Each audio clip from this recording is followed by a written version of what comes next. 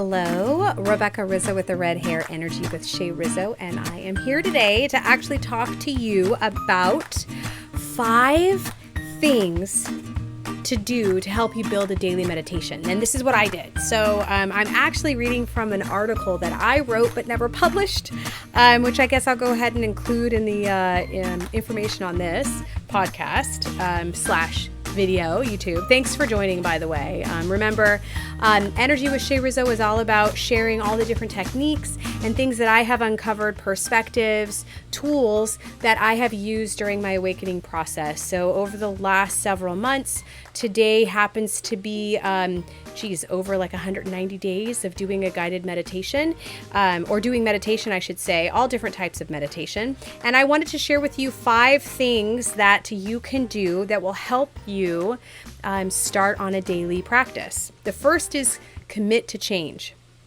Commit to change. Like, you need to know that you're ready to make a change. Commit to the next step.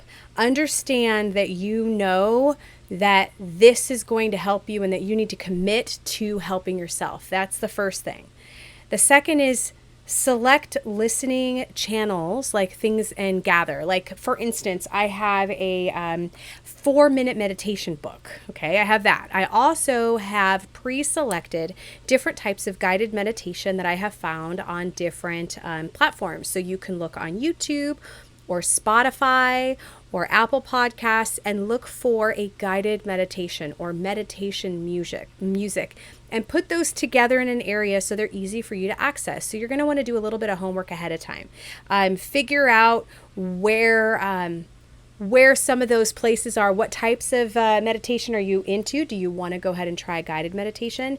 Whatever it is that you're thinking you would need, make sure that you collect that. Also, make sure you collect a couple things I keep next to me, especially in the very beginning, is a pen and a piece of paper or a notebook, so that you can jot down anything that may come to you, any downloads that you may receive during your meditation process. You also need to make sure that you have headphones, because it's much easier for you to slide into your level of meditation without being distracted by outside noise. So if you're able to do that in your home with no distractions, then go for it. But me, I have people everywhere all the time. I can barely even go to the bathroom by myself because there's always somebody here.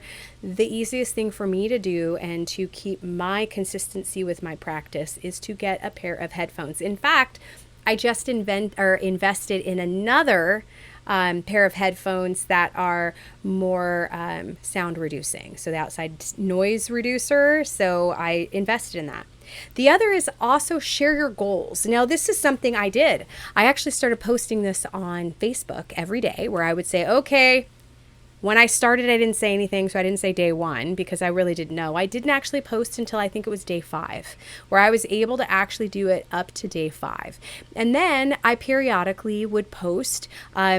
In the beginning, I posted almost every day, and I would post the meditation that I did. So if you wanted to find that, you can probably find that on my Facebook page or my Instagram page. So Rebecca S. Rizzo.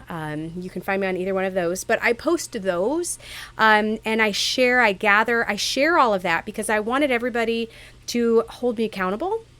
I wanted to be asked questions, asked to my progress. That's how I work. I need that level of engagement.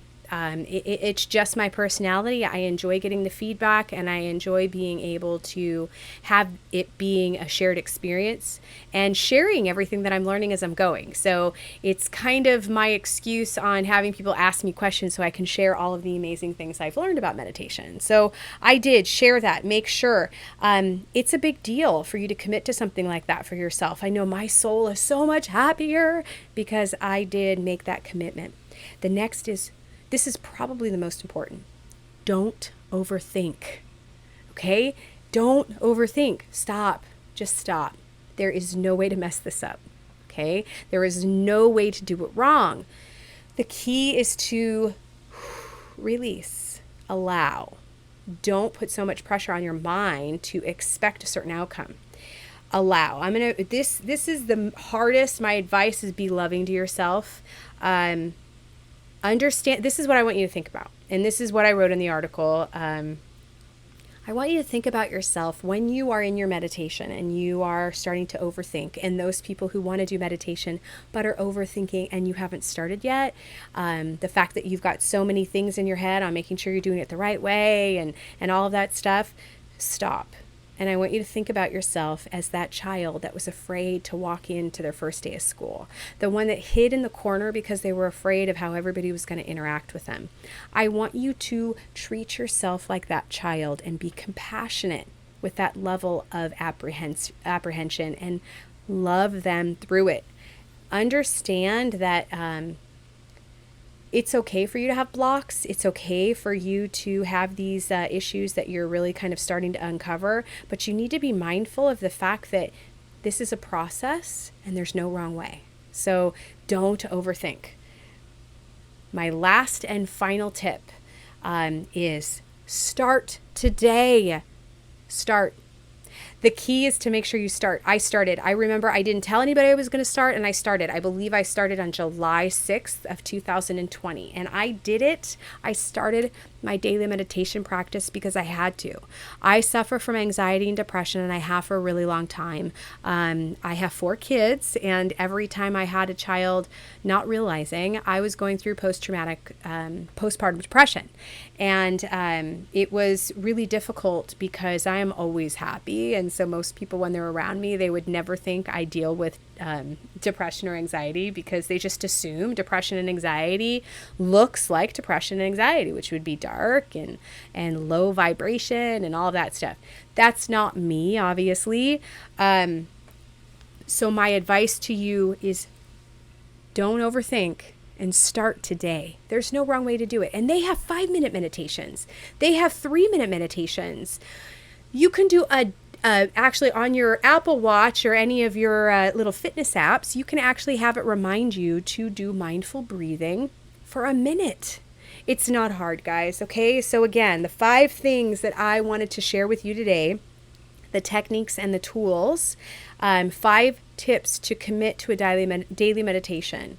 Okay. Daily meditation, commit to change, select get yourself prepared ahead of time. Make sure that you're selecting the proper things you're going to need, whether that be your meditation overview, your highlight, any types of books, water, towels, anything you think you may need. Just collect those things and put them wherever you're going to be meditating. Okay. And meditating is really just kind of slowing your thought process and bringing yourself into the moment and allowing yourself to be present in your body without any other distractions or filters. So the meditation will allow a lifting of your burdens in your life, and it will give you a sense of lightness, a sense of allowing and forgiveness and